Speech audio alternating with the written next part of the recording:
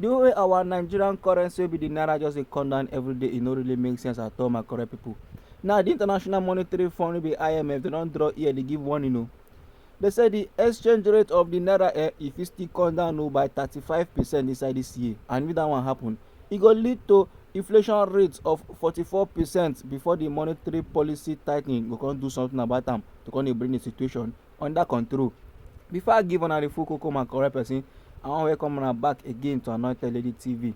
I know very well, so they like give una ogbonge and legitimate news wey dey happen for inside our country Nigeria for inside this channel. So if you never subscribe to this channel, make you try subscribe and turn on the notification bell so that as they bring the news dey come, my correct person, you dey get the update sharp sharp. And I beg my correct person, no stingy with this updates. Try to share am to your family and friends, make them to dey know wetin dey sup for inside this our beloved country Nigeria. Alright, my correct person, back to the koko of the hour.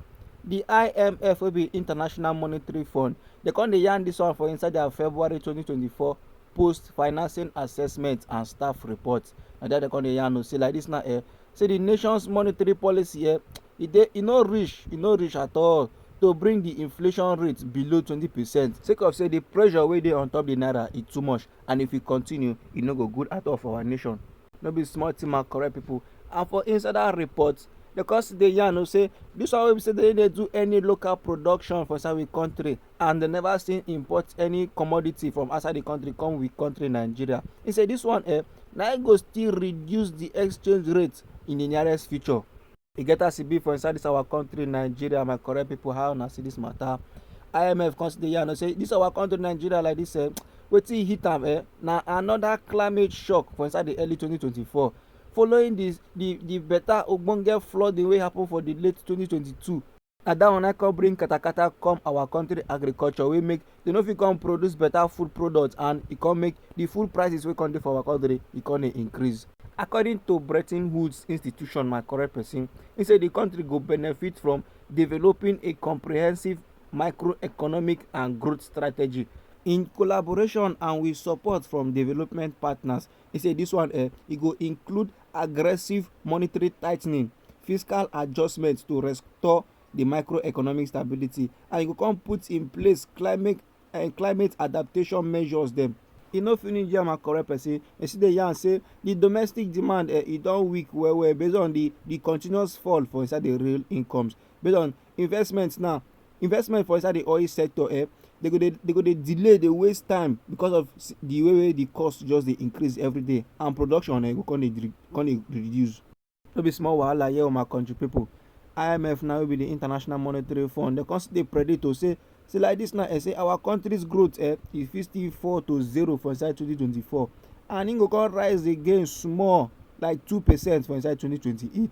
They come still yarn, my correct people, say based on say our country Nigeria's net international reserve level e no dey sure, e no clear, e dey uncertain, and this one na additional risk na e be, sake of say e go bring more shock wey go impact external stability, poverty and food insecurity. They say with limited external financing options and higher expenditures dem, e say the use for CBN and domestic financing e just dey increase.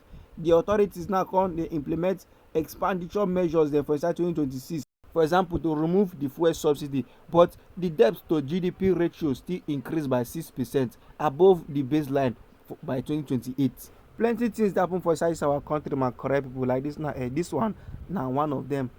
IMF now, they don cool down, dey analyze the kind gbese wey our country economy dey inside, and they come dey drop things wey our country Nigeria gats do and how we go take follow. Like this now, according to their report, they say the way the inflation rate take go up and the rise of uncertainty e dey trigger portfolio outflows dem, and say our country Nigeria they no fit access the Eurobond financing again.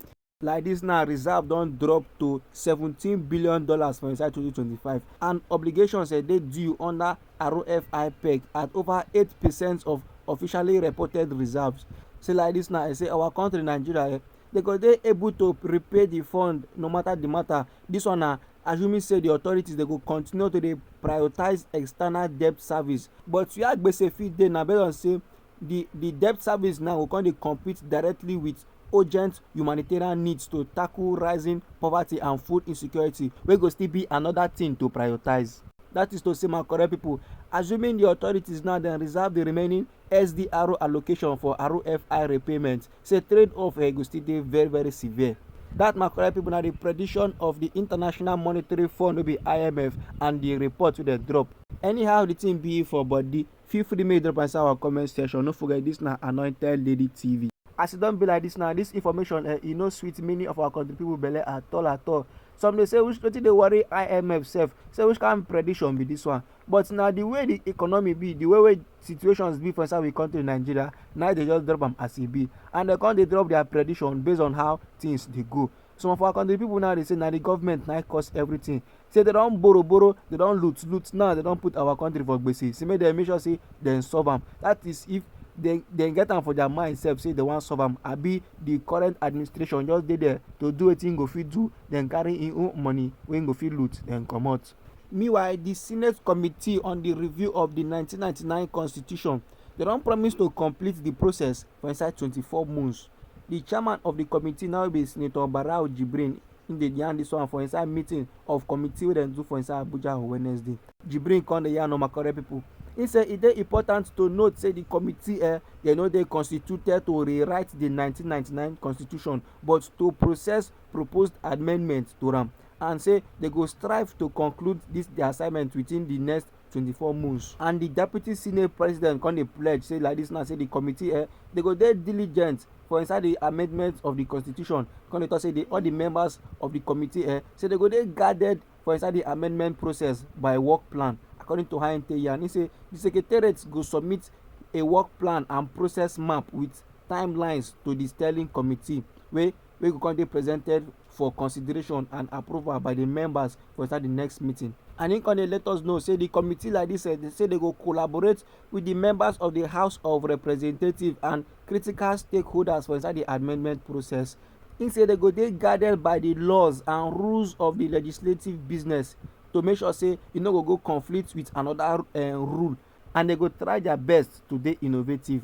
He say the community go consult and engage critical stakeholders in a way wey be say e go ensure say the bills wey dem pass by the National Assembly go dey approved by the State House of Assembly, and our presido go come give the go ahead. Jibrin come dey urge the members of the committee say make dem dey committed to the constitutional review, because the task wey dey ahead of them e say e dey very huge, as some of the issues already dey canvassed by some of the critical stakeholders, and e dey very very important. Alright my correct person, this na the koko I bring come for you for the hour. Anyhow it be for body, feel free make drop inside our comment section. Don't forget, this na Anointed Lady TV. We dey like give you ogbonge and legitimate news wey happen for inside our country Nigeria.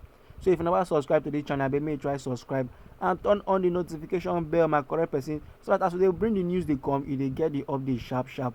And abeg no stingy with the news, try to share it to your family and friends, make them too then get updates on wetin dey sup for inside this our beloved country Nigeria. I dey come with another update for you, my correct person. Just click the next video.